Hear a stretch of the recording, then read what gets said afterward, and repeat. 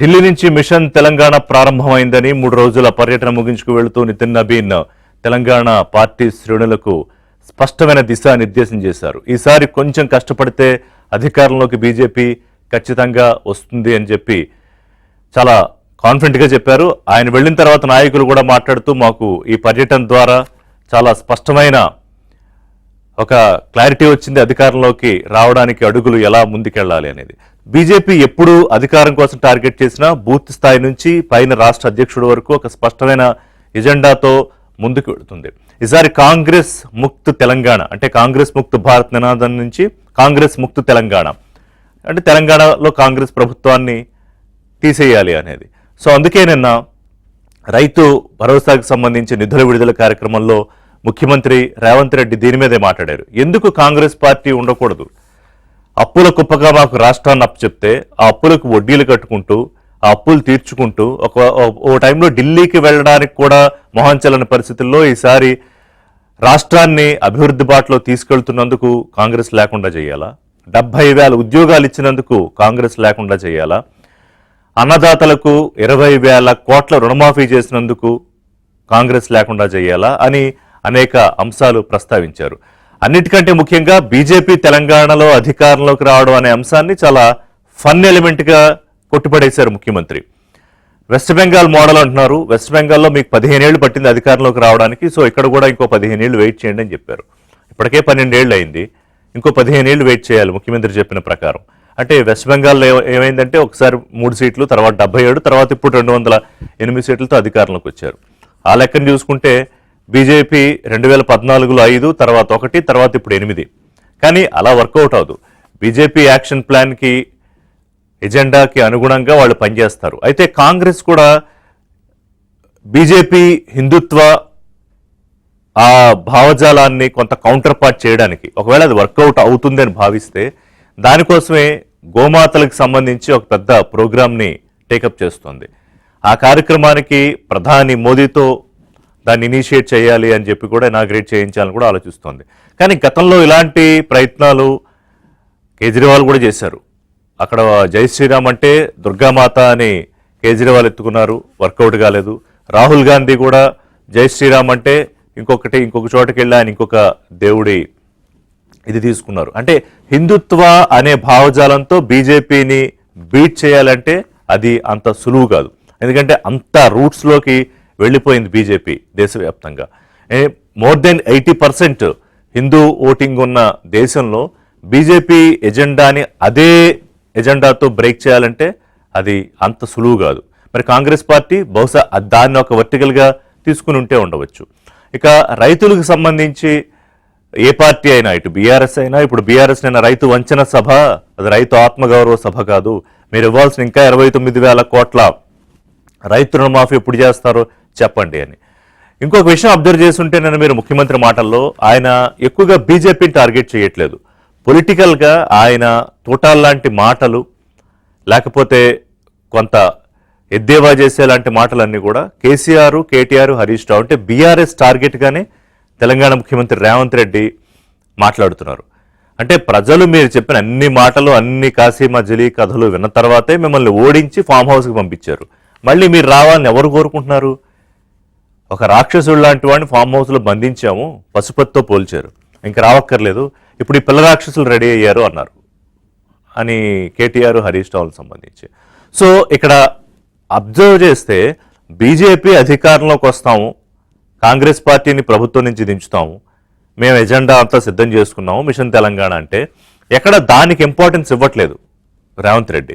ఆయన ఎక్కువగా ఒక 80% బీఆర్ఎస్ని, 20% బీజేపీని టార్గెట్ చేస్తున్నారు. అందులో ఏంటి, ప్రధానంగా రాష్ట్రానికి రావాల్సిన నిధులు, అది మూసి ప్రక్షాళనకు కానివ్వండి, లేకపోతే మెట్రో విస్తరణకు కానివ్వండి, ఇంతకుముందు గతంలో వెళ్ళి 1,00,000 కోట్లు అడిగారు, అసలు ఇవి రాకుండా అడ్డుకుంటున్న కేంద్ర మంత్రి కిషన్ రెడ్డి అని, ఇవన్నీ ఆయన విమర్శలు చేశారు. అక్కడ వరకే కన్ఫైన్ అవుతున్నారు.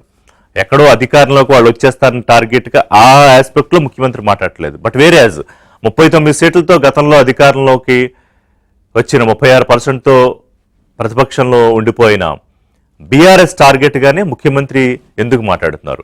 ఒకవైపున బీజేపీ వర్సెస్ కాంగ్రెస్, రెండు నేషనల్ పార్టీస్ ఫ్రంట్ ఫోర్సులుగా ఎలక్షన్లో పోటీ పడతాయి అనే ఒక వాతావరణం కనిపిస్తున్నప్పుడు బీఆర్ఎస్ని బిలిటిల్ చేసి పక్కన పెట్టాల్సింది పోయి బీఆర్ఎస్ని టార్గెట్ చేసి మాట్లాడడం వెనకాల వ్యూహం ఏంటనేది కూడా డిబేట్లో మాట్లాడదాం.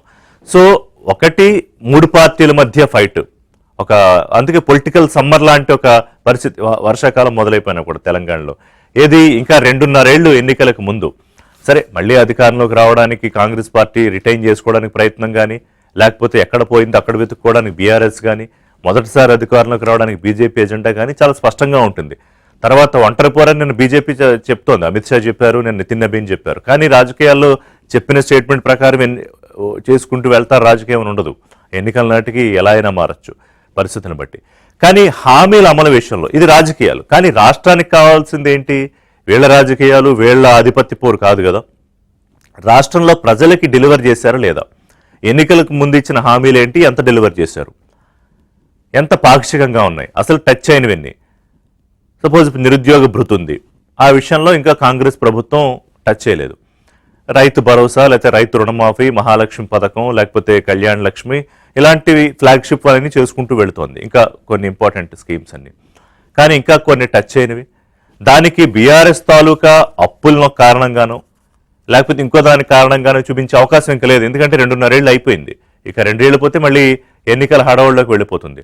సో ప్రజలు చూసే ఆస్పెక్ట్ ఏముంటుంది, చెప్పిన విషయాలు ఎంతవరకు అమలు చేశారు అనేది. సరే ఎన్నికల నాటికి మిగతా అంశాలన్నీ పిక్చర్లోకి వస్తాయి, కానీ ప్రధానంగా విశ్వాసం ఎంతవరకు నిలబెట్టుకున్నారు ప్రభుత్వాలు అనేదే ఆధారపడి ఉంటుంది.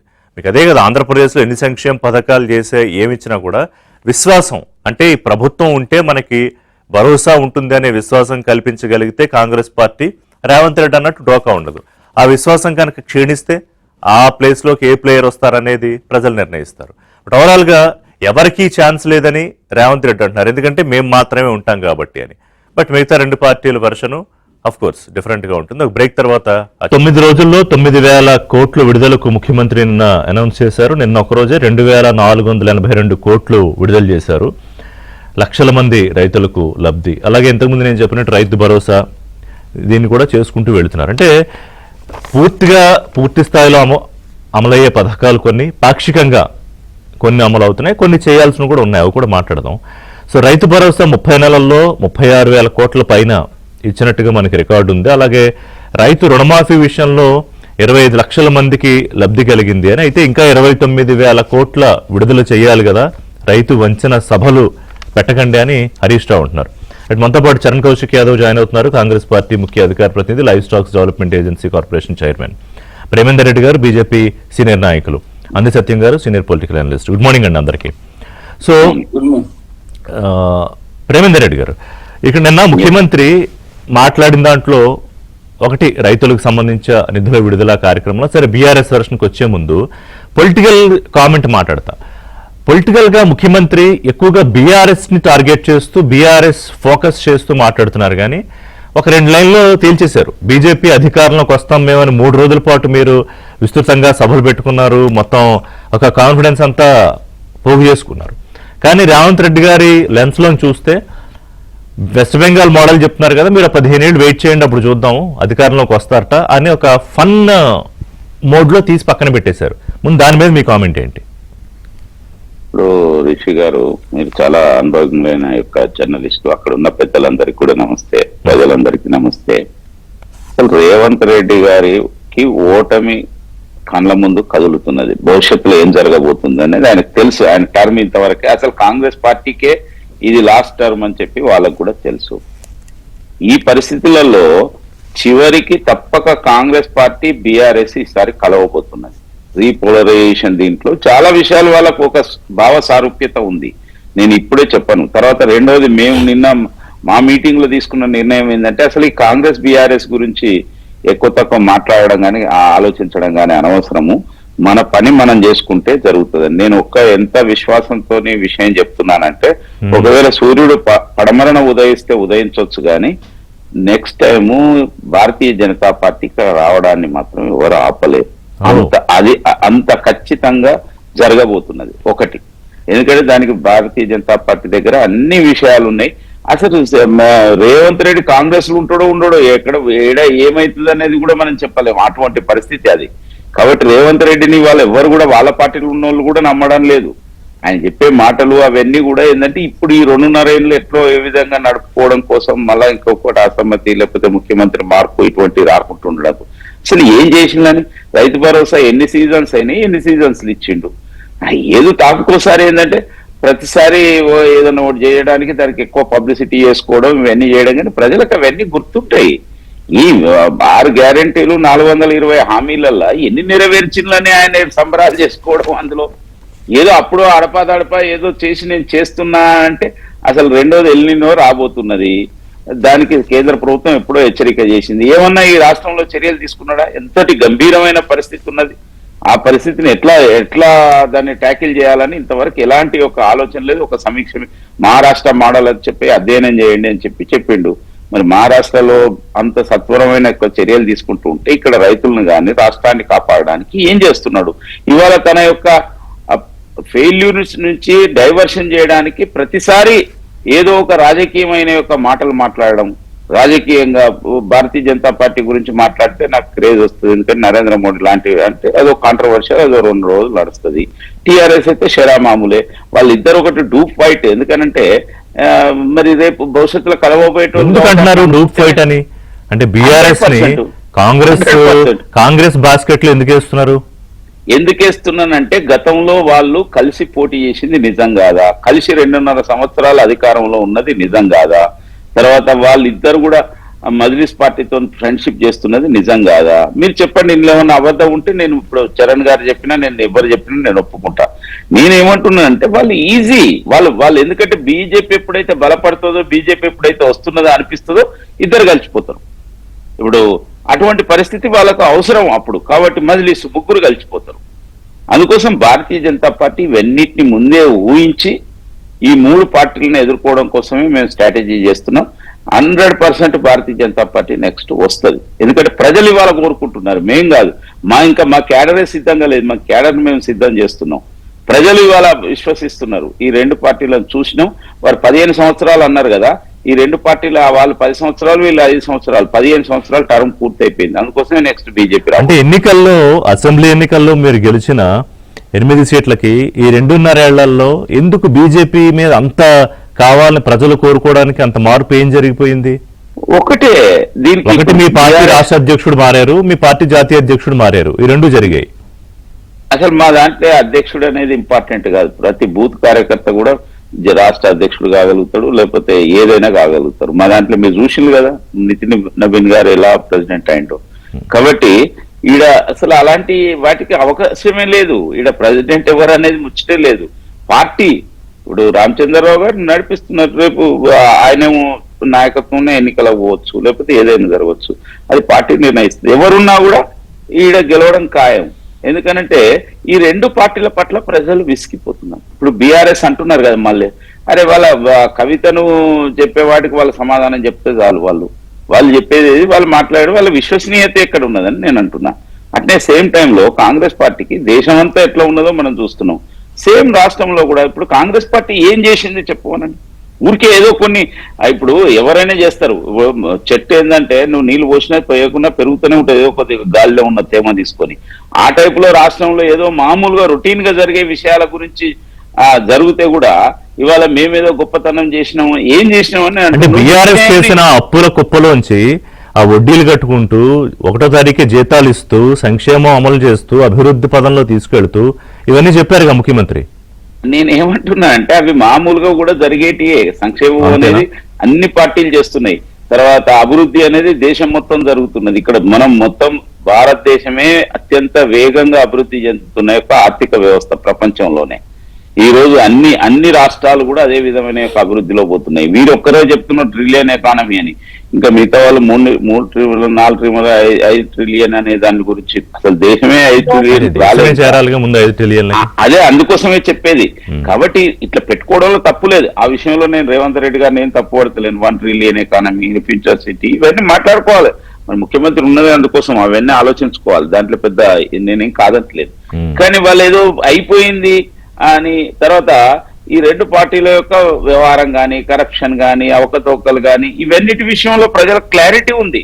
ఒకసారి నరేంద్ర మోడీ నాయకత్వంలో తెలంగాణలో మార్చి చూద్దాం, అవకాశం ఇద్దాం వారికి, ఈ రెండు పార్టీల ఒక చేంజ్ తీసుకొద్దాం అనేది ప్రజలు డిసైడ్ అయిపోయింది ఇవాళ. చూడండి, ఏ ఎన్నికైనా రాబోయే రోజులలో అదే జరగబోతుంది. శరణ్ గారు, ఢిల్లీ నుంచి మిషన్ తెలంగాణ ప్రారంభమైంది. కాంగ్రెస్ ముక్త తెలంగాణ లక్ష్యంగా అధికారంలోకి రావడానికి మిషన్ తెలంగాణ కోసం ప్రతి కార్యకర్త పనిచేస్తారు, చెయ్యాలి. ఇది ఆ పార్టీ అధ్యక్షుడు చెప్పింది. కమల వికాసం తప్పదని. మీరేమో, నేను మీ అధినేత ముఖ్యమంత్రి ఏమో అసలు చాలా లైటర్ వేలో తీసుకుంటున్నారు బీజేపీని. ఏంటి ఆ వ్యూహం ఏంటి? ఆ వ్యూహానికి ఇప్పుడు ప్రేమేందర్ రెడ్డి ఏమంటున్నారంటే మీరు బీఆర్ఎస్ కలిసిపోతారంటున్నారు. సార్, ఇక్కడ తెలంగాణలో అధికారంలో వచ్చు కాదు, దేశంలో భారతీయ జనతా పార్టీ 4వ సారి నరేంద్ర మోడీ గారు ఓడిపోతా ఉన్నాడు. ఎందుకంటే 10 కోట్ల ఓట్లలో 5 కోట్లు కాక కాంగ్రెస్ పార్టీ దేశవ్యాప్తంగా సంపాదిస్తే ఖచ్చితంగా దేశంలోనే కాంగ్రెస్ పార్టీ అధికారంలోకి వస్తా ఉంది. నరేంద్ర మోడీ గారు 4వ సారి ప్రధానమంత్రి అయ్యే అవకాశమే లేదు. మొన్న కాళేశ్వరం ఏ విధంగా కేసీఆర్ గుదిబండగా మారి ఏకంగా తెలంగాణపై కాళేశ్వరం ఏ విధంగా ఎలక్షన్ల సందర్భంగా కూలిపోయిన పరిస్థితి మనం చూసినాం. ఇప్పుడు అయోధ్య రాముడు, అయోధ్య పేరు మీద దాదాపు 3 సార్లు దేశంలో నరేంద్ర మోడీ గారి అధికారంలోకి వచ్చాడు. అంతకుముందు వాజ్పేయి గారు 2 సార్లు. ఏకంగా అయోధ్యలో స్కామ్ చేస్తే ఇప్పటివరకు ఏ భారతీయ జనతా పార్టీ నాయకుడు స్పందించిన పరిస్థితి మనం చూసినాం. చంపత్ రాయ్ ఒక్కటి మాత్రమే రాజీనామా చేశారు. 7.5 కోట్ల రూపాయల స్కామ్ అంటూ కానీ 100 కోట్ల రూపాయల స్కామ్ అయిందని చెప్పి పెద్ద ఎత్తున దేశవ్యాప్తంగా చర్చ చేస్తా ఉంటే ఆ చర్చ మీద అసలు ఒక్క భారతీయ జనతా పార్టీ నాయకుడు స్పందిస్తలే. ఆర్ఎస్ఎస్ స్పందించదు, భారతీయ జనతా పార్టీ నాయకులు స్పందించారు. తెలంగాణ రాష్ట్రంలో వారు దేశవ్యాప్తంగా ఎవరు కూడా భారతీయ జనతా పార్టీ నాయకులు స్పందించని పరిస్థితి మనం చూస్తాం. ఏ అయోధ్య రాముడి పేరు మీద అధికారులకు వచ్చిన దేశంలో ఆ అయోధ్య రాముడి పేరు మీద భారతీయ జనతా పార్టీ ఊడిపోతుంది. ఖచ్చితంగా దేశంలో భారతీయ జనతా పార్టీ 4వ సారి అధికారులకు వచ్చే పరిస్థితి లేదు. ఇక తెలంగాణ రాష్ట్రానికి సంబంధించి సార్, దేశంలోనే భారతీయ జనతా పార్టీ ఊడిపోతున్నప్పుడు తెలంగాణ రాష్ట్రంలో ఎట్టి పరిస్థితుల్లో మీరు మన చూసిన మున్సిపల్ ఎలక్షన్లు, లోకల్ బాడీ ఎలక్షన్లు, జూబ్లీస్ ఎలక్షన్లు, కంటోన్మెంట్ ఎలక్షన్ కూడా చూసారు. ఎమ్మెల్యే ఎలక్షన్ లో బీఆర్ఎస్ పార్టీ సెకండ్ ఉంటే ఎంపీ ఎలక్షన్ లో బీజేపీ అదే బీఆర్ఎస్ పార్టీ 3rd పై కాంగ్రెస్ బీజేపీ మధ్య చర్యని స్థానానికి ఇచ్చిన పరిస్థితి మనం చూసినాం. అక్కడ కాంగ్రెస్ పార్టీ నెంబర్ 1 అయితే నెంబర్ 2 బీజేపీ. అప్పటికి మిషన్ తెలంగాణ ఆన్ కాలేదు, ఇప్పుడు ఆన్ అయింది. సార్, మిషన్ తెలంగాణ అనేది ఎప్పుడు భారతీయ జనతా పార్టీ కొత్తగా ఆన్ చేసేది ఏముండదు. ఎప్పుడు భారతీయ జనతా పార్టీ తెలంగాణ రాష్ట్రం మీద ఎప్పుడు ఫోకస్ పెడుతూనే ఉంటది. ఎందుకంటే 2014 ఇక్కడ దత్తాత్రేయ గారు కేంద్ర మంత్రులు, అదే 19కి వస్తారు కిషన్ రెడ్డి గారు కేంద్ర మంత్రులు, 24కి వస్తారు కిషన్ రెడ్డితో పాటు బండి సంజయ్ గారు ఉన్నారు, 2 ఎంపీలు, 3 ఎమ్మెల్సీలు, 8 మంది ఎమ్మెల్యేలు, 8 మంది ఎంపీలు, 2 రాజ్యసభ సభ్యులు ఉన్న పరిస్థితి మనం చూసినాం. భారతీయ అదే కాకుండా హైదరాబాద్ లో సార్ 42 మంది కార్పొరేటర్లు ఉంటారు. గతంలో నిజామాబాద్ లో భారతీయ జనతా పార్టీ నెంబర్ 2 మేయర్ కు సంబంధించిన అంశం కార్పొరేటర్, కరీంనగర్ కూడా 2 వచ్చిన పరిస్థితి. అదే కాకుండా వరంగల్ కూడా 10 కార్పొరేటర్ గెలిచిన పరిస్థితి మనం చూసాం. భారతీయ జనతా పార్టీ ఎప్పుడు తెలంగాణ రాష్ట్రంలో వాళ్ళు బలహీనంగా ఉన్నప్పటికీ ఖచ్చితంగా వాళ్ళ ప్రాతినిధ్యానికి సంబంధించి ఇప్పుడున్నటువంటి పరిస్థితి చాలా సుదీర్ఘకాలం నుంచి అది వాజ్పేయి పరిస్థితి మొదలు పెడితే అదేవిధంగా ఇప్పటి వరకు నరేంద్ర మోడీ వరకు గతంలో దేశంలో భారతీయ జనతా పార్టీ పెట్టినప్పుడు దేశంలో 2 ఎంపీలు గెలిస్తే తెలంగాణ రాష్ట్రంలో 1 ఎంపీ గెలిచిన పరిస్థితి మనం చూసినాం కదా. కాబట్టి భారతీయ జనతా పార్టీ ఫోకస్ పెట్టేది ఎప్పుడు ఉండదు. కాకపోతే భారతీయ జనతా పార్టీ అంత సీరియస్ గా ఫోకస్ పెడితే రేవంత్ రెడ్డి గారు బీజేపీ మీద కాకుండా బీఆర్ఎస్ మీద ఎందుకు ఫోకస్ పెడుతున్నారు? సార్, బీఆర్ఎస్ పార్టీ తెలంగాణ రాష్ట్రం నెంబర్ 2 ఉన్నమాట వాస్తవం, భారతీయ జనతా పార్టీ నెంబర్ 3 ఉన్నమాట వాస్తవం. తర్వాత జరిగినటువంటి లోకల్ బాడీ కావచ్చు, మున్సిపల్ ఎలక్షన్ లో భారతీయ జనతా పార్టీ 3rd పోయిన మాట వాస్తవం. ఎంపీ ఎలక్షన్ లో 2nd ఉన్నప్పటికీ తర్వాత జూబ్లీస్ కావచ్చు, కంటోన్మెంట్ లో 2nd ఉన్నది బీజేపీ, జూబ్లీస్ వస్తే 3rd పోయింది. మున్సిపల్ మా క్యాండిడేట్ తీసుకొని అదే సార్ ఎవరు క్యాండిడేట్ అదే చెప్తున్నా సార్. ఇంకోటి తెలంగాణ రాష్ట్రానికి సంబంధించిన భారతీయ జనతా పార్టీ తెలంగాణకు ప్రత్యేకంగా చేసింది ఏమీ లేదు. ఎందుకంటే బీహార్ కి ఇచ్చినట్టు మాకు 59,000 కోట్ల రూపాయలు మఖానా బోర్డు ఇరిగేషన్ ప్రాజెక్ట్ లో, లేకపోతే వరల్డ్ బ్యాంక్ 12,000 కోట్ల రూపాయలు తీసుకొచ్చి రుణం ఇప్పించి మహిళా అకౌంట్లు ఇచ్చినట్టు కానీ ఏది కూడా తెలంగాణ రాష్ట్రానికి తీవ్ర అన్యాయం చేస్తుంది భారతీయ జనతా పార్టీ. దేశంలో భారతీయ జనతా పార్టీ అధికారులు రాష్ట్రంలో కూడా 2 కేంద్ర మంత్రులు అయినా తెలంగాణ జరిగింది శూన్యం అనేది తెలంగాణ ప్రజలు అర్థమైంది. అదే కాకుండా సార్ దేనికైనా ఒక టైం వస్తుంది. నిన్నగాక మొన్నే కదండి కిషన్ రెడ్డి తీసుకెళ్లి మంత్రులందరినీ కల్పించారు ముఖ్యమంత్రిని. సార్ అది బాధ్యత, ఇది బాధ్యత. కాంగ్రెస్ పార్టీ ఎక్కడ రక్షణ శాఖ భూములు ఇస్తే మేము రాజ్నాథ్ సింగ్ గారికి ధన్యవాదాలు తెలియజేస్తాం. తెలంగాణ ట్యాక్సులు చెల్లిస్తుంది సార్. మాకేమన్నా కిషన్ రెడ్డి గారి ఇంటి నుంచో లేకపోతే బండి సంజయ్ గారి ఇంటి నుంచో నరేంద్ర మోడీ గారి ఇంటి నుంచో వాళ్ళ ఆస్తులు మీ తెలంగాణ రాష్ట్రానికి ఇస్తలే. మీరు రూపాయి కడితే మాకు 35 పైసలు వస్తున్నాయి, ఇంకా 3 పైసలు నీతి ఆయోగ్ ప్రకారం ఇవ్వాల్సిన అవసరం ఉంది. అదే కాకుండా దేశంలో ఉన్నటువంటి మెట్రోలు అన్నిటి కూడా మీరు సూరత్ మెట్రో తీసుకుంటారా, గుజరాత్ తీసుకుంటారా, అహ్మదాబాద్ కావచ్చు, తర్వాత వైజాగ్ కావచ్చు, తర్వాత దేశంలో చాలా మెట్రోలు కేంద్ర ప్రభుత్వం 50% భరిస్తా ఉంది. ఏకంగా చెన్నై మెట్రోకి అయితే 65% భరిస్తా ఉంది. ఒకనాడు హైదరాబాద్ మెట్రో భారతదేశంలో 2వ స్థానం, ఈ రోజు 9వ స్థానం దిగజారింది. కేసీఆర్ ఆయనలో 1 కిలోమీటర్ కూడా విస్తరించిన పరిస్థితి. అదే కాకుండా ఇప్పుడు భారతీయ జనతా పార్టీ కూడా డిపిఆర్ సబ్మిట్ చేసిన రుణానికి సంబంధించి ఒప్పుకోలేదు, లేదు ఎన్ఓసీ అంటే ఇవ్వలేదు. కాబట్టి ఇంకో 2 నెలల కాలం టైం తీసుకున్న పరిస్థితి కూడా మనం చూస్తాం. తెలంగాణ రాష్ట్రానికి సంబంధించి సార్ ఒక్కటి కేసీఆర్ ప్రభుత్వంలో హైదరాబాద్ సంబంధించి ఆనాడే అంతర్జాతీయ విమానాశ్రయం ఉంది, ఆనాడే ఔటర్ రింగ్ రోడ్డు. కేసీఆర్ ముఖ్యమంత్రి కూడా తెలంగాణకి ఏం చేసింది లేదు. మేము అందుకే చెప్తున్న రైతుల అంశానికి సంబంధించి ఒక రోజు మొత్తం చర్చ చేద్దాం. భారతీయ జనతా పార్టీ ఏం చేసింది, కాంగ్రెస్ పార్టీ ఏం చేసింది, బీఆర్ఎస్ పార్టీ ఏం చేసిందో ప్రతిపక్ష నాయకులు లేఖలు రాస్తే చర్చ ప్రత్యేకంగా పెడతామని చెప్పేసి నిన్న చాలా స్పష్టంగా ముఖ్యమంత్రి గారు చెప్పారు.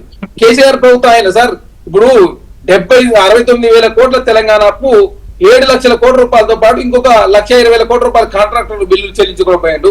అందులో ఆరోగ్యశ్రీ కావచ్చు, సర్పంచ్లు కావచ్చు, అదేవిధంగా యాదాద్రి భద్రాది కావచ్చు, సింగరేణికి సంబంధించిన బిల్లులు కావచ్చు, ఉద్యోగుల రిటైర్మెంట్ బెనిఫిట్స్ కావచ్చు, విద్యార్థుల రియంబర్స్మెంట్ కావచ్చు, ఇట్లా చెప్పుకోవాలి. అదే మహిళా సంఘ రుణమాఫీ కావచ్చు, ఇవన్నీ పెండింగ్ పెట్టిపోతే ఒక్కొక్కరు మొదటి తారీఖు జీతాలు పరిస్థితి మొదటి తారీఖు జీతాలు ఇచ్చే పరిస్థితి తీసుకొచ్చి 57,000 కోట్ల రూపాయలు వడ్డీలు లేని రుణాలు మహిళల కోసం ఇచ్చారని చెప్పేసి ఎకనామిక్ సర్వే చాలా స్పష్టంగా కేంద్ర ప్రభుత్వం తెలంగాణ రాష్ట్రం ప్రశ్నించి మొన్న సార్ వరల్డ్ బ్యాంక్ తెలంగాణ రాష్ట్రం ఆంధ్ర రాష్ట్రం కన్నా భిన్నంగా కూడా తెలంగాణ రాష్ట్రంలో అప్పులు కావచ్చు, ఆస్తులు కావచ్చు, కాంగ్రెస్ ప్రభుత్వం వచ్చిన తర్వాత సమర్థవంతంగా ముందుకు తీసుకుపోతుందని చెప్పి వరల్డ్ బ్యాంకే తెలంగాణ రాష్ట్రానికి సంబంధించిన లేఖ రాష్ట్ర పరిస్థితులు మనం చూస్తాం. కాబట్టి తెలంగాణ రాష్ట్ర కాంగ్రెస్ పార్టీ రైతు సంక్షేమానికి గతంలో బీఆర్ఎస్ ప్రభుత్వంలో నెలకు 2,000 కోట్ల రూపాయలు మాత్రమే ఖర్చు పెడితే వచ్చిన తర్వాత 6,000 కోట్ల రూపాయలు రాష్ట్ర ప్రభుత్వం ఖర్చు పెడతా ఉంది, బోనస్ ఇస్తా ఉంది. సో ప్రేమేందర్ రెడ్డి గారు చెప్పినట్టు దేశం అంతా ఆటోమేటిక్ గా ఆటో మోడ్ లో అందరికీ సంక్షేమం జరుగుతోంది, ఎవరున్నా అభివృద్ధి జరుగుతుందని చెప్పినట్టు కాదా తెలంగాణ? సార్ ఇప్పుడు భారతీయ జనతా పార్టీ ఉన్న రాష్ట్రాలకు ఎన్ని పోతున్నాయి, తెలంగాణ రాష్ట్రం ఒక మెట్రో అంశమే తీసుకోండి సార్. మెట్రోకి సంబంధించి ఇంత గొడవ ఇంత చేయాల్సిన పరిస్థితి వచ్చింది. కానీ అది సూరత్ సంబంధించి కావచ్చు, అమరావతి సంబంధించి వాళ్ళకి ఈజీగా ఇచ్చిన పరిస్థితి. ఇంకోటి సార్ ఇంత చెప్తున్న భారతీయ జనతా పార్టీ మొత్తం పార్టీ ఫిరాయింపుల అంశం తీసుకున్నా దేశంలో చూస్తాం. ఆమ్ ఆద్మీ పార్టీ రాజ్యసభ మెర్జ్ అయిపోయింది, గతంలో టీడీపీ, ఇప్పుడు ఏకంగా శివసేన, టీఎంసీ, తర్వాత ఇవన్నీ ఎందుకు జమిలీ ఎలక్షన్లు తీసుకురావాలి, ఒకేసారి ఎలక్షన్లు పెట్టాలి, 4వసారి ప్రధానమంత్రి కావాలి ఒక దురుద్దేశంతో ముందుకు పోతా ఉన్నారు. కాబట్టి అయోధ్య రాముడి పేరు వచ్చిన భారతీయ జనతా పార్టీ ఆ అయోధ్య రాముడే చూసుకుంటాడు. ఇక అయిపోయింది ఎందుకంటే 10 కోట్ల వ్యత్యాసం ఉంది సార్. మొన్న 24లో జరిగిన ఎంపీ ఎలక్షన్ లో కాంగ్రెస్ పార్టీకి భారతీయ జనతా పార్టీ మధ్య వ్యత్యాసం 10 కోట్లు. అందులో 5 కోట్లకు పైగా ఓట్లు కాంగ్రెస్ పార్టీ తీసుకుని సునాయాసంగా దేశంలో కాంగ్రెస్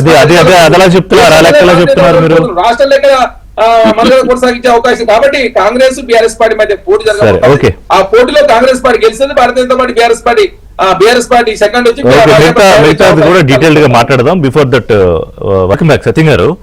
కేసీఆర్ ఫెయిల్యూరు ఆయన ఏం చేశాడో ప్రజలు చూశారు కాబట్టి ఫామ్ హౌస్ లో కూర్చోబెట్టారు అని రేవంత్ రెడ్డి, అలాగే వారి ప్రోగ్రెస్, మళ్ళీ ఆయన సక్సెషన్ దాని గురించి కూడా అంటే మళ్ళీ ఆయనే వస్తారు సక్సెసర్ గాని. ఇక బీజేపీ అయితే వెయిటింగ్ లిస్ట్ లోనే ఉంటుందనేది రేవంత్ రెడ్డి గారు చెప్తున్న విషయం. ఏం చెప్తారు ఆయన ఎనాలజీ మీద? మీ ఎనాలిసిస్ ఏంటి? పార్లమెంట్ ఎలక్షన్స్ అయిపోయిన తర్వాత బీఆర్ఎస్ నర్వస్ అయింది. బీజేపీ 8 ఎంపీ సీట్లు వెళ్ళటంతో ప్రజల్లో కూడా చిన్న చూపు ఏర్పడింది. భవిష్యత్తులో బీజేపీ ఆల్టర్నేటివ్ అయితే అనుకున్నారు. కానీ పంచాయతీరాజ్ మున్సిపల్ ఎలక్షన్ జరిగిన తర్వాత ఖచ్చితంగా ఆల్టర్నేటివ్ గా ప్రస్తుతం బీఆర్ఎస్ఏ కాంగ్రెస్ ముందు ఉన్నది వాస్తవం. తర్వాత రెండోది ఏమిటంటే బీజేపీ జనరల్ పలుకుబడి ఉన్నది వాస్తవం, కానీ లోకల్ నెట్వర్క్ ఇంకా వీక్ గానే ఉంది. పంచాయతీరాజ్ ఎలక్షన్ లో అంత వీక్ రిజల్ట్స్ రావడానికి ఆ లోకల్ నెట్వర్క్, రూరల్ నెట్వర్క్ లేకపోవడం ప్రధాన కారణం.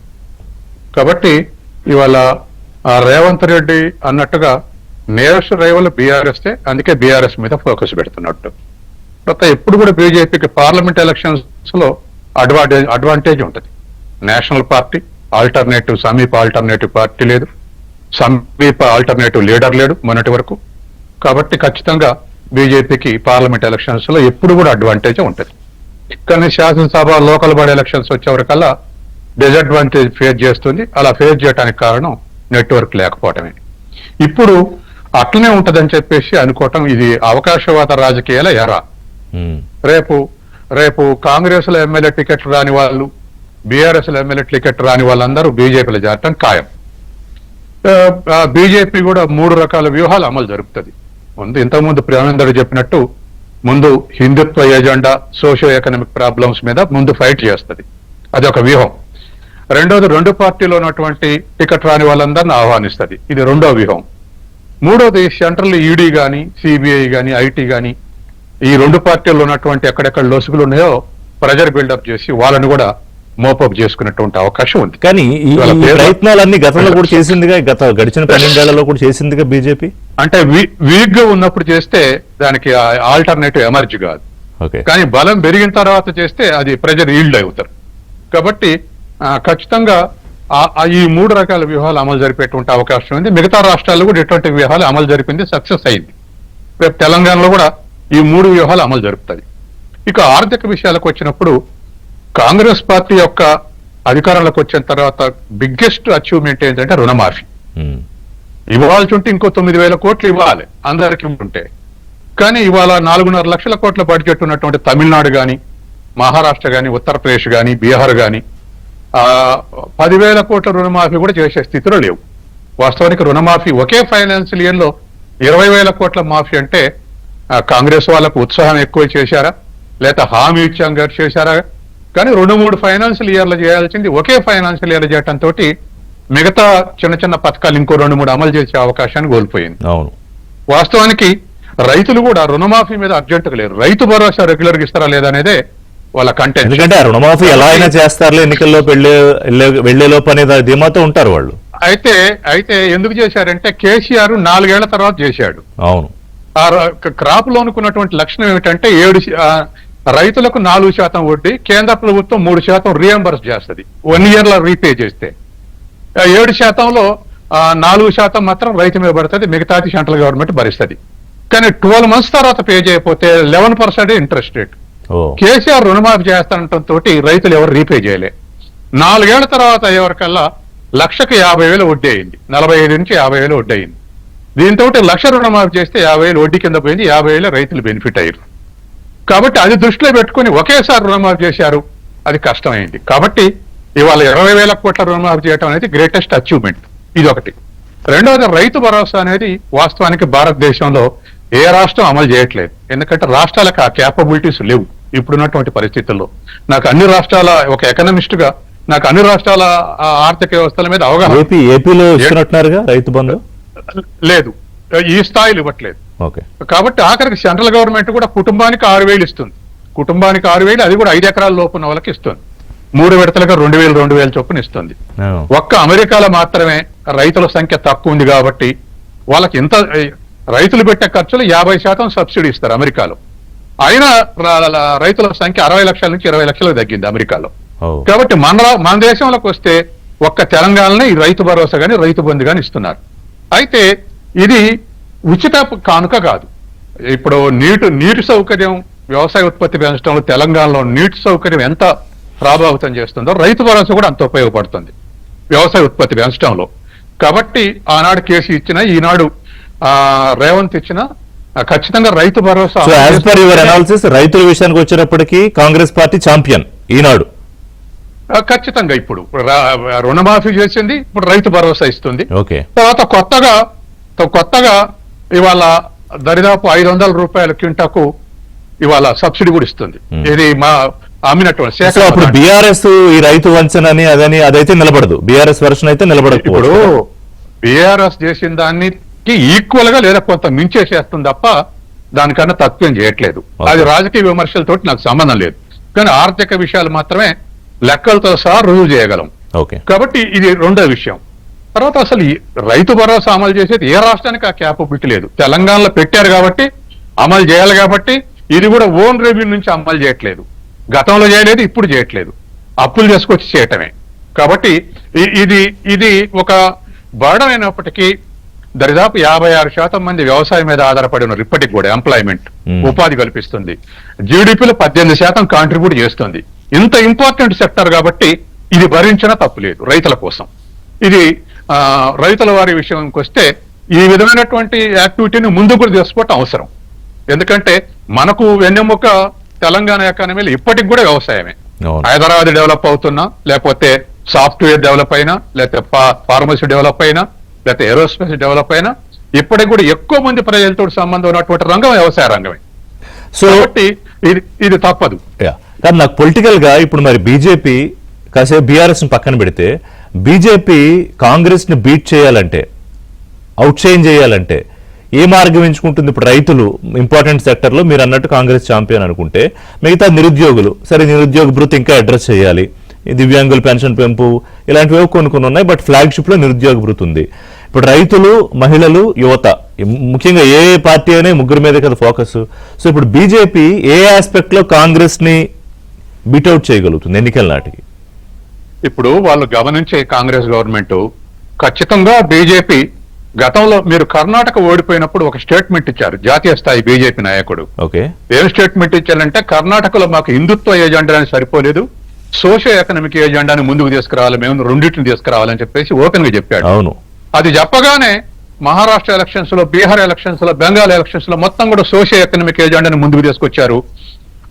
బీహార్ లో అయితే ప్రతి మహిళ అకౌంట్ లో 10,000 రూపాయలు జమ చేశారు ఎలక్షన్ల మందల్ని.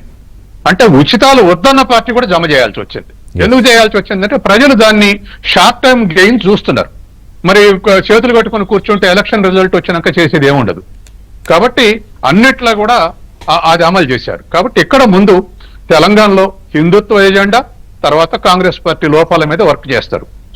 ఇప్పటి నుంచి 2.5 ఏళ్లు ఇది కాన్స్టెంట్ గా వర్క్ చేస్తారు. అవును, ఆ తర్వాత మిగతా వ్యూహాలు అమలు జరిపే అవకాశం ఉంది. కాంగ్రెస్ పార్టీ ఈ 2.5 ఏళ్లలో ఇంకా చేయాల్సినటువంటి పనులు ఏ మేరకు చేస్తుంది అనే దాని మీద ఆధారపడి ఉంది. సాధారణంగా ఏ స్టేట్ గవర్నమెంట్ అయినా మొదటి 3 ఏళ్లు స్ట్రిక్ట్ గా డెవలప్మెంట్ యాక్టివిటీస్ కు కేటాయిస్తుంది. ఆఖరి 2 ఏళ్లు, ఆఖరి ఏడాది వెల్ఫేర్ యాక్టివిటీస్ కు ఉచితాలకు ఇంపార్టెన్స్ ఇస్తుంది. ప్రేమేందర్ రెడ్డి గారు, సారీ సత్యం గారు, ప్రేమేందర్ రెడ్డి గారు ఓపెనింగ్ రిమార్క్స్ లో బీఆర్ఎస్ మీద ఎందుకు ఫోకస్ పెడుతుందని నేను అడిగితే, బీఆర్ఎస్ ప్లస్ కాంగ్రెస్ ఒకటే రేపు పొద్దున్న కలుస్తారు అని ఒక మాట అన్నారు. అసలు దానికి పొలిటికల్ గా ఆ ఈక్వేషన్ పాసిబిలిటీ ఉందా? అంటే ఇప్పుడు చాలా చోట్ల బీజేపీ అబ్సల్యూట్ గా పెరిగితే అప్పుడు ఏ పక్షాలైనా దగ్గరకు వచ్చే అవకాశం ఉంది. రాష్ట్రంలో బీజేపీ 40% ఓటింగ్ ఎదిగితే అప్పుడు ఏ రాష్ట్రాలమైనా చర్చలు జరగవచ్చు. అట్లాగే బీజేపీ కూడా ఇప్పుడే కాదనిలేం, బీజేపీ స్వతంత్రంగా ప్రయత్నం చేస్తుంది. ఇంకా 2.5 ఏళ్లు మనం గెలవగలం అనే రిపోర్ట్స్ వస్తేనేమో స్వతంత్రంగా పోటీ చేస్తుంది. లాభం లేదనుకుంటే రేపు బీఆర్ఎస్ తోటే పొత్తుకు రావచ్చు. కాబట్టి ఎవరు స్వతంత్రంగా వాళ్ళు వర్క్ చేస్తారు. 6 నెలల ముందు, 3 నెలల ముందు అంచనాకు వచ్చిన తర్వాత ఏ పొత్తులైనా జరగవచ్చు. ఎండ్ ఆఫ్ ది డే అధికారం కోసం ఎవరెవరితోనో కలుస్తారు. ఏమి దేనికి తలుపులు తాళాలు ఉండవు. ఇవాళ ఉన్నటువంటి ఎర్ర అట్లుంది, అంతే కదా. ఒక చిన్న బ్రేక్ తీసుకుంటాం. మీరు అన్న అంటే హిందుత్వ ఎజెండా విషయంలో ఇప్పుడు నేను ఇందాక ఓపెనింగ్ రిమార్క్స్ లో కూడా చెప్పినట్టు కాంగ్రెస్ పార్టీ గోమాతాస్త్రం అంటే బీజేపీ హిందుత్వ ఎజెండా చెక్ పెట్టడానికి రేవంత్ సర్కార్ అడుగులేస్తోందా? అందుకే అధునాతన గోశాలలు వాటి ప్రారంభోత్సవానికి ప్రధానమంత్రి గారిని కూడా పిలవాలనే ఆలోచన. అసలు ఈ ఎజెండా ఎంతవరకు వర్కౌట్ అవుతుంది కాంగ్రెస్ పార్టీకి? If so it is true. Ravinder Reddy గారు, హిందుత్వ ఎజెండా ఎంత అవునన్నా కాదనుకున్నా ఒక ప్రధాన అస్త్రం బీజేపీకి. అది దాంట్లో ఏమీ సీక్రెసీ ఏం లేదు. సరే, దాంట్లో కొంత అప్రోచ్ లో డిఫరెన్స్ ఉండొచ్చు, కానీ ఇప్పుడు దానికి కౌంటర్ గా గోమాతాస్త్రం అని కాంగ్రెస్ పార్టీ ఒకటి ప్రయోగించిపోతోంది. దానికి ప్రధానమంత్రి గారితోనే ప్రారంభోత్సవం, దాదాపు 360 కోట్లు 400 కోట్లతో అధునాతన గోశాలలు, ఇంకా ఈ పుష్కరాల ఏర్పాట్లు, ఇవన్నీ ఒక లింక్డ్ ప్రోగ్రామ్ ఉంది. ఎలా చూస్తారు దీన్ని? అంటే కొంత చీల్చే ఒక ప్రయత్నంలో సక్సెస్ అయ్యే అవకాశం ఉందా కాంగ్రెస్ పార్టీ? ఇప్పుడు కాంగ్రెస్ పార్టీ ఇలాంటి జిమ్మిక్స్ ఎప్పటి నుంచో చేసింది. అయోధ్యలో శిలాన్యాసు కంటే ముందు అయోధ్య గుడి తెరిపించి ఆడ కొబ్బరికాయ కొట్టించే ప్రయత్నం రాజీవ్ గాంధీ గారు చేశారు. అది దాన్ని హైజాక్ చేద్దామని. కానీ ఏం జరిగిందో మనం చూసినాం. తర్వాత ఎంటైర్లీ మళ్ళీ యూటర్న్ తీసుకున్నారు. ఆ తర్వాత మిగతా ఇవన్నీ జరిగినాయి. ఈరోజు హిందుత్వ ఎన్నికల యొక్క అంశం కాదు బీజేపీకి ఏనాడు కూడా. హిందుత్వం అనేది మా ఆత్మ, హిందుత్వం అనేది మా ప్రాణం, హిందుత్వం అనేది ఒక సిద్ధాంతం అంతే. దానికోసం దాన్ని హిందూ ధర్మ దేశానికి హిందుత్వ ఎజెండా బీజేపీది అంటారు కదా. There is a slight difference, చిన్న లైన్ ఉంది కదా మధ్యలో. నేను అనేది అదే, అసలు బీజేపీది కాదు. ఈ జీవన విధానం 1000 సంవత్సరాల నుంచి ఈ దేశం హిందూ దేశం కాబట్టి దానికి సంబంధించింది మేము అంశాన్ని ముందుకు తీసుకెళ్తున్నాం తప్పితే ఎన్నికల కోసం కాదు. ఎన్నికల్లో గెలిచినా ఓడినా మేము అంశాన్ని వదిలిపెట్టాం. ఎన్నికల కోసం చేసే ప్రయత్నం కాంగ్రెస్ పార్టీ చేస్తే కాంగ్రెస్ పార్టీని ఎవరు కూడా విశ్వసించారు. ముఖ్యంగా వాళ్ళు రాముని గురించి మాట్లాడుతున్నారు కదా, వాళ్ళ నిధుల గురించి మాట్లాడు. రామును ఉనికినే గుర్తించలేదు రాహుల్ గాంధీ గారు. రాముడు లేడు, రాముడు ఉన్నాడు అనేది కూడా అబద్ధం అని చెప్పిన వ్యక్తి. తర్వాత అయోధ్యలో అది రామ మందిర ప్రారంభోత్సవానికి వీళ్ళందరినీ పిలిస్తే వాళ్ళు పోలేదు. ఇవాళ వాళ్ళు ఇప్పుడు ఇవాళ మసీద్ లో ఏం జరుగుతుంది, చర్చిలో ఏం జరుగుతుంది, ఎందుకు పిలిచిళ్ళు, అందరినీ ఆహ్వానించిండ్రు. మీరు చూడండి వెనుకకెళ్ళి ఆహ్వానించిండ్రు వాళ్ళు. ఎస్, డెఫినెట్లీ 100% పిలిచిండ్రు. పిలిస్తే వెళ్ళలేదు. తర్వాత అనేక మంది న్యూట్రల్ సినిమా యాక్టర్లు వెళ్ళిండ్రు, దేశంలో అనేక మంది ఇండస్ట్రియలిస్టులు వెళ్ళిండ్రు, తర్వాత సాధువులు వెళ్ళిండ్రు, సంతులు వెళ్ళిండ్రు, సామాన్య ప్రజలు వెళ్ళిండ్రు. కానీ వీళ్ళు రాలేదు. ఎందుకంటే వాళ్ళ ఓట్ బ్యాంక్ పాలిటిక్స్ దెబ్బతింటాయని. ఇవాళ ఆ ఉనికినే అంగీకరించని వాళ్ళు అక్కడేం జరుగుతున్నదని వీళ్ళేమిటి, అది మేము చూసుకుంటాం కదా. ఉదాహరణకు తప్పులు జరిగితే తప్పులు సరిదిద్దుకుంటారు, తప్పులు ఎక్కడైనా జరగవచ్చు, జరగాయని చెప్పలేము. తప్పుని నేను ఒప్పుకుంటలేను, తప్పు జరిగిన వాళ్ళని శిక్షిస్తారు, తర్వాత దాన్ని చేసుకుంటారు. అంటే నేను వాయిస్ ఏమన్నారంటే అక్కడ ఈ పార్టీకి ఒక ముస్లిం అయి ఉంటే కనుక ఈ పార్టీకి ఎన్కౌంటర్ చేసి చంపేసేవాళ్ళు అన్నట్టుగా స్థాయిలో మాట్లాడారు. అవన్నీ గాలి మాటలు. నేను అనేది ఇక్కడ మదర్సాలలో ఏం జరుగుతుంది, ఇక్కడ మసీద్ యొక్క ఆడిటింగ్ జరుగుతుందా, నిధులు ఏమిటి, ఒక్కసారైనా కాంగ్రెస్ పార్టీ మాట్లాడిందా అంటున్నా, బీఆర్ఎస్ మాట్లాడిందా అంటున్నా. చర్చిలో ఎన్ని రకాల అవకతవకలు జరుగుతున్నాయి, ఎన్ని రకాల అత్యాచారాలు జరుగుతున్నాయి, ఎన్ని రకాల ఇబ్బందులు జరుగుతున్నాయి, కేరళలో కానీ ఇక్కడ కానీ అనేక చోట్ల జరుగుతున్నాయని వార్తలు విన్నాం మనం. ఏ రోజన్నా దాని గురించి మాట్లాడారా అని నేను అంటున్నా. ఇవాళ దాంట్లో ఎందుకనంటే అరే వాళ్ళు ఓట్ బ్యాంక్ కావాలి, అందుకోసం మాట్లాడారు. హిందువులు ఎట్లా రారు కాబట్టి ఇవాళ హిందువుల పైన బురద చల్లడం కోసం, రాముని పైన బురద చల్లడం కోసం, రామనామం విషయంలో ఇది చేయడం కోసం మాట్లాడుతున్న మాటలు తప్పితే వాళ్ళని ఎవ్వరు విశ్వసించరు. అక్కడ యోగి గారు ఉన్నారు, అన్ని విషయాలు కూడా చూసుకుంటారు. ప్రధానమంత్రి గారు గతంలో హైదరాబాద్ వచ్చినప్పుడు తాజాగా రేవంత్ రెడ్డిని నవ్వుతూనే మాతో కలిసి కలవండి, పనిచేయండి అన్నారు. దానికి వేరే వేరే పొలిటికల్ అర్థాలన్నీ తీశారు. ఇందాక మీరు అసలు రేవంత్ రెడ్డి కాంగ్రెస్ పార్టీలో ఉంటారో లేదో అనే అనుమానం వ్యక్తం చేశారు. సో ఇవన్నీ దేనికి దారితీస్తాయి? ఒకటి. రెండోది, మీ ఎజెండాని ఇప్పుడు కాంగ్రెస్ పార్టీ తన కాన్ఫిడెన్స్ తో తను ఉంది, మీ ఎజెండాని కూడా ఒకవేళ హైజాక్ చేస్తే కాంగ్రెస్ పార్టీ, అప్పుడు మీరు కాంగ్రెస్ ఎలాగ ఎలక్షన్ లో ఎదుర్కొంటారు? అసలు మాకు ఎన్నికలు ముఖ్యం కాదు. ఎప్పుడైనా మంచి విషయాలు ఎవరు చేసినా అభినందిస్తాం, కానీ వాళ్ళు చేయమనండి, ఉట్టిగా మాటల కోసం కాదు. తర్వాత ప్రధానమంత్రి గారు అన్నది ఏంటంటే ప్రభుత్వంలో నేను ఎట్లయితే గుజరాత్ చేసినో అట్నే చేస్తా, నువ్వు నన్ను అనుసరించు అని చెప్పాడు. ఆ విధంగా చేస్తే ఇంకా ఇక్కడ తక్కువ నిధులు వస్తాయని చెప్పాడు.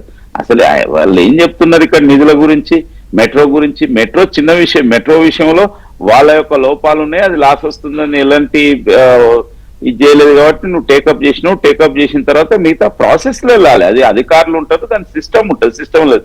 అసలు మెట్రో ఏంది, 5 లక్షల కోట్లకు సంబంధించిన 3 బుల్లెట్ ట్రైన్ల యొక్క హబ్ హైదరాబాద్ కాబోతుంది. అనేక వందే భారత్ రైళ్లు, 40 రైల్వే స్టేషన్లు ఆధునీకరిస్తున్నారు, మొత్తం టోటల్ ఎలక్ట్రిఫికేషన్ చేశారు. తర్వాత రైల్వే క్రాసింగ్స్ అన్ని కూడా తీసేయడం జరిగింది. ఎక్కడ కూడా రైల్వే క్రాసింగ్స్ లేవు, ఇంతకుముందు అన్మ్యాన్ గేట్స్ అలాంటివి. కాబట్టి ఎంతటి ప్రోగ్రెస్ ఉంది. అసలు మీరు రైల్వేస్ గురించి మాట్లాడితే ఎట్లా, మెట్రో గురించి మాట్లాడితే ఎట్లా? మెట్రో పక్కా వస్తుంది ఇక్కడ. సెకండ్ ఒక గిఫ్ట్ సిటీ లాంటిది కూడా హైదరాబాద్ కి ఏమన్నా ఇస్తే, అంటే ప్రత్యేకంగా ఇంకా తెలంగాణ ప్రజలకి మీరు దగ్గరయ్యే అవకాశం ఉంటుందేమో. డెఫినెట్లీ. ఇప్పుడు మాకు ఇక్కడ ప్రభుత్వం లేకున్నా కూడా మేము ఇక్కడ 13 లక్షల కోట్ల రూపాయలు కేంద్ర ప్రభుత్వం ఇక్కడికి ఇచ్చింది. మీకు ఒక్క ఎగ్జాంపుల్ చెప్తే, వాళ్ళు అంటున్నారు కదా రామగుండం ఎరువుల ఫ్యాక్టరీని వాళ్ళు మూసేస్తే 6,300 కోట్లు పెట్టి రామగుండం ఎరువుల ఫ్యాక్టరీని ఓపెన్ చేసింది నరేంద్ర మోడీ ప్రభుత్వం. NTPC లో 4,000 మెగావాట్ల యొక్క 2,000 అయిపోయింది, మిగతాది కూడా తయారు చేస్తున్నది. ఇవాళ రాష్ట్రంలో అసలు AIIMS, all India institute of medical science AIIMS వచ్చింది, IIT, తర్వాత ఇక్కడ ఇంకా ఫ్యూచర్ లో IIM కూడా వస్తుంది. IIM వరంగల్ రావాలని అందరు కోరుతున్నారు. కాబట్టి నేనేమంటున్నా అంటే ఎన్నో ప్రాజెక్ట్స్, అసలు రైల్వే కోచ్ ఫ్యాక్టరీ వాళ్ళు ఎందుకు ఇవ్వలేకపోయింది? రైల్వే నాట్ ఓన్లీ వాళ్ళ కోచ్, ఓవర్ ఆయిలింగ్, తర్వాత engines, exported quality metro coaches ఇవన్నీ తయారు కాబోతున్నాయి కాజీపేటలో. లేటెస్ట్ సొఫిస్టికేటెడ్ టెక్నాలజీతోని ఇవాళ అన్నివి కూడా ప్రపంచం యొక్క వరల్డ్ లెవెల్ ఇన్ఫ్రాస్ట్రక్చర్ దీన్ని లైన్ లో పెట్టుకొని కాజీపేటలో తయారు కాబోతుంది. ముఖ్యమంత్రి గారు 1 లక్ష కోట్ల సాయం అడిగారు ప్రధానమంత్రి గారిని మనం కలిసినప్పుడు, ఫ్యూచర్ సిటీకి గాను లేకపోతే మిగతా వాటికి కానీ కలిపి. మరి ఇలాంటి వాటి విషయంలో, అభివృద్ధి విషయంలో ఇప్పుడు మీరు ఏం క్లెయిమ్ చేసుకుంటున్నారంటే హైదరాబాద్ లో అభివృద్ధి కానీ రాష్ట్ర అభివృద్ధికి కేంద్రం చాలా చేస్తుందని చెప్పారు నితిన్ నబీన్ గారు కూడా. సో ఇంకా ప్రాక్టికల్ గా ప్రజలకు అర్థం అవ్వాలి కదా. మేము చెప్తాం, అదే అర్థం చేసే పనే మాది. మేము అందుకోసం ఎన్నికల గురించి ఆలోచించాం. మేము ప్రజల దగ్గరికి వెళ్ళడం, ప్రజలను ఎట్లా ఇది చేయడము. నేను అదే చెప్తున్నా కదా, వాళ్ళు 5 లక్షల కోట్ల రూపాయలు సుమారుగా ఖర్చు అయితేనే అంచనా వేస్తున్నారు. బుల్లెట్ ట్రైన్ల యొక్క హబ్ అది హైదరాబాద్ ఇప్పుడు అప్పుడే రాదు కదా ప్రేమేందర్ రెడ్డి గారు. అరే, It will take వస్తది. time. అంటే నేను ఇప్పుడు రేపు చెప్తున్నా. ఎన్నికల నాటికి వెళ్ళేటప్పటికి రాదు అది. నేననేది దానికంటే ముందు మేము చెప్పడానికి 13 లక్షల కోట్ల రూపాయలు ఆల్రెడీ ఇచ్చినవి ఉన్నాయి. నేను అవన్నీ లిస్ట్ చదివితే బాగుండదని చదువుతలేను. ఇప్పుడు వరంగల్లో గానీ ఇచ్చినవి కానీ, లేకపోతే టెక్స్టైల్ పార్క్ కానీ, లేదంటే ట్రైబల్ యూనివర్సిటీ కానీ, ఇప్పుడు ఆల్ ఇండియా నిమ్జు, జైరాబాద్ లో నిమ్జు అనేక మందికి ఉపాధి కానీ, మిగతా విషయాలు కానీ, అసలు హైదరాబాద్ లో అదే విధంగా రాబోయే రోజుల్లో డిఫెన్స్ చాలా రాబోతున్నాయి ఇక్కడ. ఇప్పుడు ఉన్నాయి ఆల్రెడీ సెంట్రల్ ఇన్స్టిట్యూట్స్ ఉన్నాయి. తర్వాత డిఫెన్స్ యొక్క హబ్, ఏరోస్పేస్ యొక్క హబ్ కూడా కాబోతుంది. హైదరాబాద్ విషయంలో అసలు అన్కాంప్రమైజ్డ్ కాంగ్రెస్ ఉన్నదా, బీఆర్ఎస్ ఉన్నదా, ఇంకెవరన్నా హైదరాబాద్ తెలంగాణ పట్ల మా కమిట్మెంట్, తెలంగాణ ప్రజల పట్ల కమిట్మెంట్. కానీ చూడాలి ఎందుకంటే ముఖ్యమంత్రి ఇప్పుడు కేంద్ర మంత్రి రూపంలో కిషన్ రెడ్డి హైదరాబాద్ అభివృద్ధికి నిధులు అడ్డం పడుతున్నాడు, మాకు మంచి పేరు వస్తుందని ఆయన ఒక పెద్ద నింద వేశారు. సరే మొన్న ఏదో తీసుకెళ్లారు, మంత్రులు కలిశారు, కానీ దాని ఇంప్లిమెంటేషన్ జరిగినప్పుడు తెలుస్తుంది. నాకు ఒకటి చెప్పండి, ఒక స్ట్రాంగ్ పొలిటికల్ పాయింట్ చెప్పండి ప్రేమేందర్ రెడ్డి గారు. వన్ స్ట్రాంగ్ పొలిటికల్ పాయింట్, ఇదిగో తెలంగాణలో మేము అధికారంలోకి రావడానికి ఇది చేయబోతున్నాం, ఇది జరగబోతుంది అని. తెలంగాణ భారతదేశంలో అంతర్భాగం. తెలంగాణ ప్రజలు కూడా నేషనల్ అవుట్లుక్ ఉన్న వాళ్ళు, రీజనల్ అవుట్లుక్ తో పాటుగా ఉన్న వాళ్ళు. కాబట్టి దేశంలో మొత్తం 29 రాష్ట్రాల్లో 20 రాష్ట్రాల్లో భారతీయ జనతా పార్టీ 6 మిత్రపక్షాలు వచ్చినాయి. కాబట్టి తెలంగాణలో ఎప్పుడు కూడా మీరు జనతా పార్టీ వచ్చినప్పుడు కూడా మొత్తం దేశం అంతా జనతా పార్టీ వస్తే ఇక్కడ 42 సీట్లలో 41 సీటు కాంగ్రెస్ గెలిచింది. ఒక్కటి నీలం సంజీవ్ రెడ్డి గారు ఒక్కటే ఇక్కడ జనతా పార్టీ మెంబర్ అయ్యిండు, ఆయన తర్వాత రాష్ట్రపతి అయ్యిండు. కాబట్టి ఈడ కొద్దిగా మనకు ఉండే ఒక దీని కారణంగా లేట్ డిసిషన్ ఉంటది, కానీ డిసిషన్ ఇస్ పక్కా. కాబట్టి ఈసారి అయిపోయింది ఇక బీఆర్ఎస్ 100%. మీరు చూడండి, కాదు ఒకసారి మిగతా రాష్ట్రాల ఇది తీసుకుంటే ట్రాక్ రికార్డ్ బీజేపీ స్ట్రాంగ్ గా ఫిక్స్ అయితే అక్కడ వాళ్ళు ఇంప్లిమెంట్ చేసే ఎజెండాలు కానీ, పొలిటికల్ వ్యూహాలు కానీ, ఎత్తుగడలు కానీ భిన్నంగా ఉంటాయి. సో బెంగాల్లో ఇప్పుడు ముఖ్యమంత్రి గారు అన్నట్టు మీరు వెయిటింగ్ లిస్ట్ లో ఉండండి 15 ఏళ్ళు పట్టిందన్నారు. తెలంగాణలో దాంట్లో కొంత ట్రావెల్ చేస్తే బహుశా ఈసారి వాళ్ళు కాన్ఫిడెంట్ గా చెప్తున్నారు ఏదన్నా జరగచ్చు. కానీ మీరు దానికి కౌంటర్ పార్ట్ గా హిందుత్వాన్ని కూడా మీ బ్యాగ్ లోకి తెచ్చుకునే ప్రయత్నం చేస్తున్నారా? అందులో భాగమే గోమాతాస్త్రమా? సార్, ఇక్కడ తెలంగాణ రాష్ట్రంలో 2216 కోట్ల రూపాయలతోటి తెలంగాణ రాష్ట్రంలో టెంపుల్ రెనోవేషన్ జరుగుతా ఉంది. దానికి భారతీయ జనతా పార్టీ రామచంద్రరావు గారు స్టేట్మెంట్ ఏమిస్తారంటే రాష్ట్ర ఖజానా నుంచి ఎట్లా ఖర్చు పెడతాయండి టెంపుల్ కోసం అని చెప్పేసి భారతీయ జనతా పార్టీ మాట్లాడుతా అంటే రామచంద్రరావు గారు ప్రెస్ మీట్ పెట్టారు. సార్ ఇది నేనే కౌంటర్ ఇచ్చిన. సెకండ్, ఇప్పుడు భారతీయ జనతా రావణ పేరు మీద ఓట్లు కావాలి, కానీ మేము మాత్రం జిఎస్టీ తీస్తాం గుళ్ళ మీద. మా గుళ్ళ సమయ యాదాద్రి కావచ్చు, రాజన్న కావచ్చు, అంజన్న టెంపుల్ కి జిఎస్టీ కౌన్సిల్ నోటీస్ ఇచ్చింది. ఏమని? మీ గుళ్ళకు సంబంధించిన భూములు మీరు చీజ్ చేస్తారు. ఎందుకు? తలనాల మీద జిఎస్టీ వేశారు, లడ్ల మీద జిఎస్టీ వేసారు, అర్చనల మీద జిఎస్టీ, రూమ్ రేట్ల మీద జిఎస్టీ వేసిన భారతీయ జనతా పార్టీ హిందువుల ఓట్లు మాత్రం కావాలి, హిందూ దేవాలయాల మీద జిఎస్టీ అదే కాంగ్రెస్ ప్రభుత్వం చేసి ఉంటే మన్మోహన్ సింగ్ గారు వ్యాధి ఏనాడు వేయలే గుళ్ళ మీద. అంటే మీరు టెంపుల్ రెనోవేషన్ చేసినా మీరు తప్పు పడతారు. తర్వాత గుళ్ళకు సంబంధించి జిఎస్టీ వేస్తే ఎందుకు వేసినంటే ఏ భారతీయ జనతా పార్టీ నాయకు స్పందించాడు. ఇప్పుడు 200 కోట్ల రూపాయలు స్కామ్ జరిగింది అయోధ్యలో, మరి ఏంటో దాని మీద మాట్లాడంటే ఒక్క నాయకుడు స్పందించని పరిస్థితి.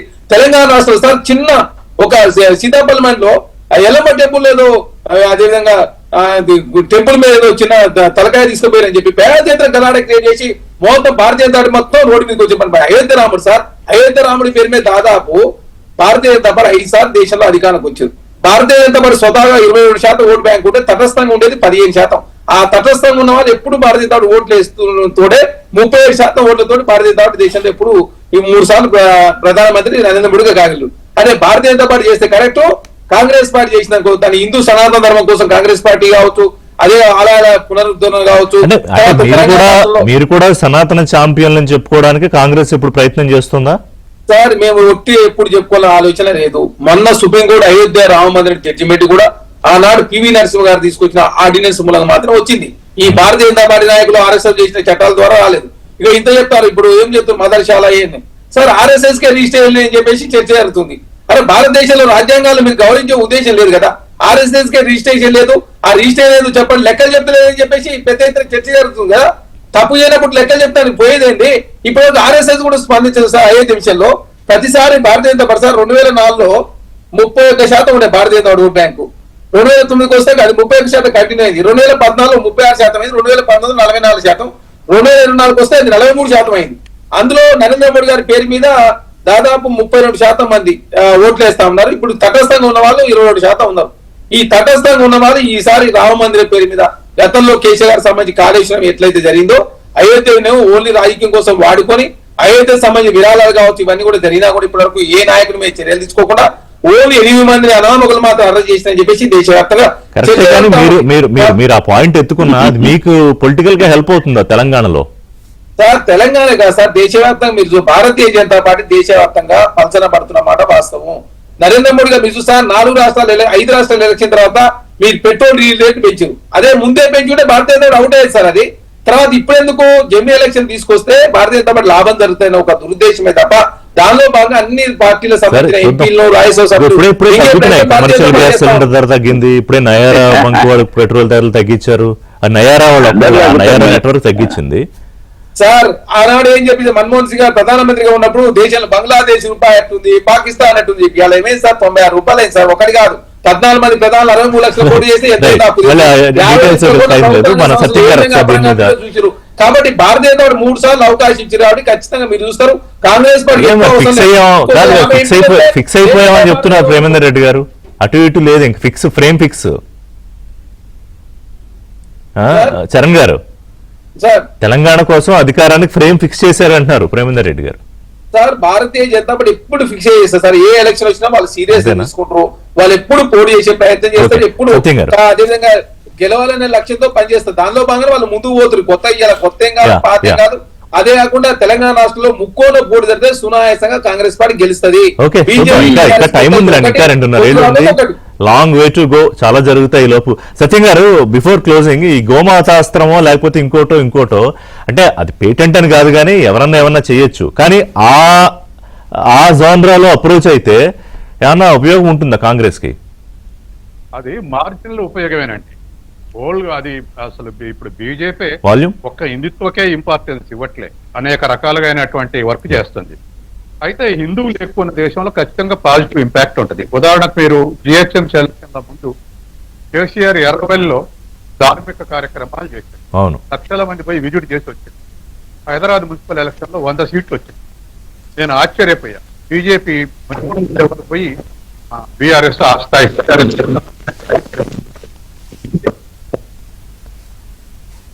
సత్యం గారు మీ వాయిస్ నాకు బ్రేక్ అవుతోంది, ఇప్పటివరకు బాగానే వచ్చింది, ఒక్కసారి వాయిస్ రావట్లేదు. సత్యం గారు నో, నాకు వినపడట్లేదు మీరు చెప్పేది. సత్యం గారు ఒక్కసారి కాల్ ఏదో వస్తున్నట్టు మీకు చెక్ చేసుకుని మాట్లాడరా?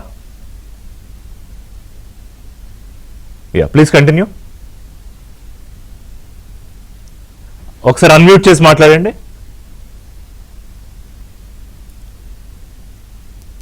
యా